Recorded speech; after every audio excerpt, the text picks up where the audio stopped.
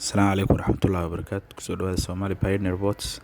Maanta waxaan rabaa in aan 2 daqiiqo targetkeena ku gaarno. Laba trade aan ka dhigaynaa, midna 200 iyo xoogaa aan ku qaadanaynaa, midka kaleetana 50 iyo xoogaa. Marka soo dhawaada walaalayaal, wixii faahfaahinaa description-ka. Waxaa ujeedaan qaybta hore waan weyn garaynay, qaybteen labaad ayaan haddana bilaabanaynaa.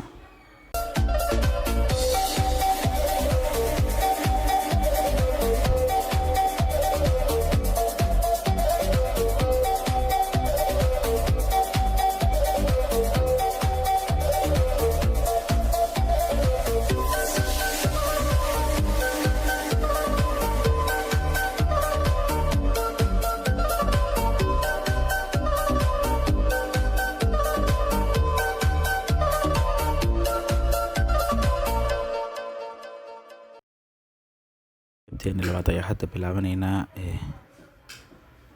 laakiin sidii hore ayaan u galaynaa maadaama aan wax ka rabno $50 wax lamid aan ka rabno, maadaama 3,000 aan u soo gaarnay, lacagta ay 3,000 noo soo gaartay, waxaan isticmaalaynaa 150 marka 3,100 250 hore u soo qaadanay